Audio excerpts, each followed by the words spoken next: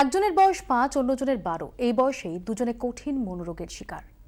একজন দেখেছে বাবা মার বিচ্ছেদ, আর অন্যজন শহরের নামকরা স্কুলের পড়ুয়া।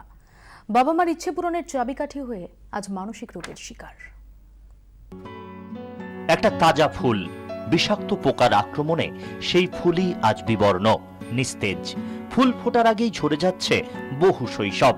মানসিক রোগের শিকার হয়ে বন্দী পুনর্বাসন কেন্দ্রের ৪ দেওয়ালে। ধরা যাক এই শিশুটিরই কথা, বয়স মাত্র ৫। জ্ঞান হওয়া থেকেই দেখেছে বাবা মায়ের তুমুল ঝগড়া। একসময় মাকে ছেড়ে বাবার চলে যাওয়া, তারপর মায়ের আবার বিয়ে। নতুন বাবা ভালোবাসে না, এখন অ্যাকিউট মনোরোগের শিকার। অসম্ভব ছটপটে, পছন্দের জিনিস না পেলেই হয়ে ওঠে হিংস্র। যে ও আমার বাবা কখনোই ভাইকে সব কিছু দেয়, কিন্তু তার সাথে সেটা থেকে ওর ধীরে ধীরে একটা আমরা যেটা বলি ইমার্জিং পার্সোনালিটি প্রবলেম ওর সাথে ডেভেলপ করেছে, অবশ্যই ডিপ্রেশনের সাথেই। যে এরকম হয়ে গেছে, তোমরা তো আমায় কিছুই দাও না, তাই জন্য এখনই এটা চাইছি, আমাকে এটা দাও, আদারওয়াইজ আমি কোনোদিন ওষুধ খেয়ে ফেলবো না। তো ছোটোবেলা থেকে একদম বাচ্চা থেকেই শুরু হয় মাকে ধাক্কা মেরে দেওয়া, স্কুলে গিয়ে আমি জানি তাও উত্তর দেবো না। ওর মতোই এই শিশুটিরও শৈশব এলোমেলো হয়ে গিয়েছে। বয়স ১০ ছুঁই ছুঁই, ভালো স্কুলে পড়াশোনা শুরু। বাবা মায়ের আকাশ ছোঁয়া প্রত্যাশার চাপে আজ গভীর মানসিক অবসাদের রোগী ছোট্ট এই শিশু। এডিএসডি যেগুলো প্রবলেম হয় স্কুল থেকে পাঠায়, সেগুলো খুব তাড়াতাড়ি আসে আমাদের কাছে।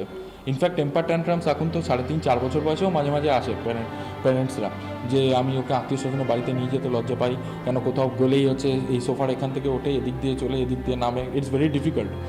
তো I can't go to visit my any of my relatives home.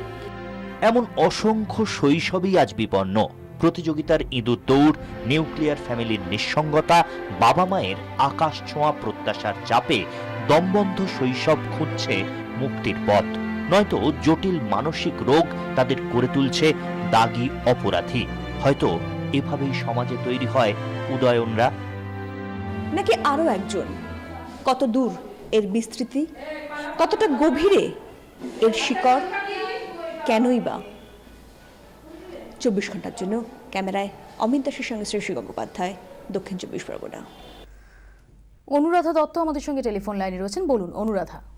হ্যাঁ নমস্কার। আচ্ছা, আমার মেয়ের বয়স ১.৫ বছর। এমনিতেও খুব হাসি খুশি, কিন্তু মাঝে মাঝেও খুব রেগে যায়। কোনো কিছু চাইলে ওকে যদি কিছু না দেওয়া হয়, সে সময় ও মাটিতে বসে মাথা ঠোকে বা দেয়ালে গিয়ে মাথা ঠুকে কাঁদতে থাকে।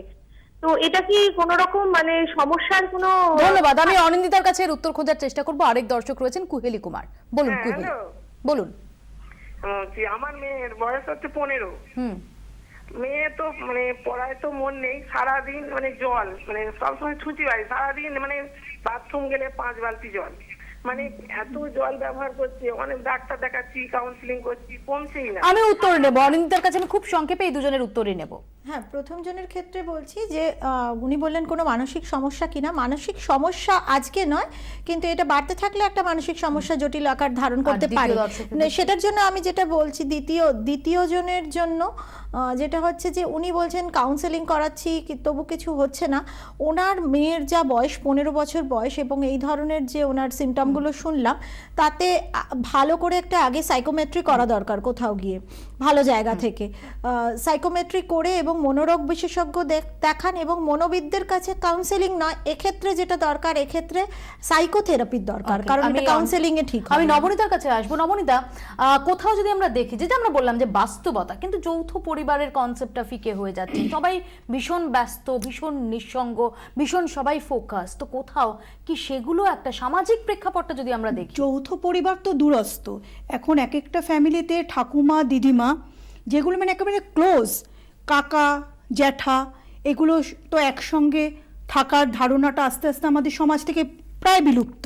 কিন্তু ঠাকুমা দিদিমার সাহচর্য, দাদুর সাহচর্য, এগুলো থেকেও আজকে ছোট শৈশব কিন্তু বঞ্চিত বিভিন্নভাবে। কারণ আজকের অনেক ক্ষেত্রে যেহেতু আর্থিক নিরাপত্তায় আজকাল মানুষ খুব একটা ভোগেন না, সকলেই একটা আর্থিক স্বাচ্ছন্দ্য থাকে, কারণ ওয়ার্কিংদের তো থাকে, না হলেও একটা কিছু স্বামীর পেনশন ইত্যাদি করে বৃদ্ধ বয়সে ছেলে মেয়ের ওপরে আর্থিকভাবে মুখাপেক্ষী খুব কম লোকই এখানে থাকেন, কোথাও এই কিন্তু সমস্ত কোনো ক্ষেত্রে factor-গুলোর- এই সমস্ত ফ্যাক্টরগুলোর জন্য অনেক পরিবারই দাদু দিদিমারা চাইছেন যে আর ছেলে এই ছেলের বউ- সমস্ত কিছুর নিট ফল কি হচ্ছে যে একজন শিশু সে ভীষণ একলা হয়ে ছেলে যাচ্ছে। ছেলের বউয়ের সঙ্গে থাকতে Exactly, অনেকেই তার চাইছেন মনের না। মধ্যে কখন আমাদের সবার অগোচরে বাসা বাঁধছে মনোরোগ, যত সময় যাচ্ছে নানা ফর্মে নানা রকম ভাবে তার বহিঃপ্রকাশ আমাদের সামনে এক বিপজ্জনক প্রবণতাকে টেনে আনছে। সতর্ক হতে হবে আমাদের সবাইকে, আরো আদর, আরো যত্ন, আরো মনোযোগ দিতে হবে আমাদের পরবর্তী প্রজন্মের দিকে। আপাতত আমার 24 এখানে শেষ করছি, সঙ্গে থাকুন 24 ঘন্টা।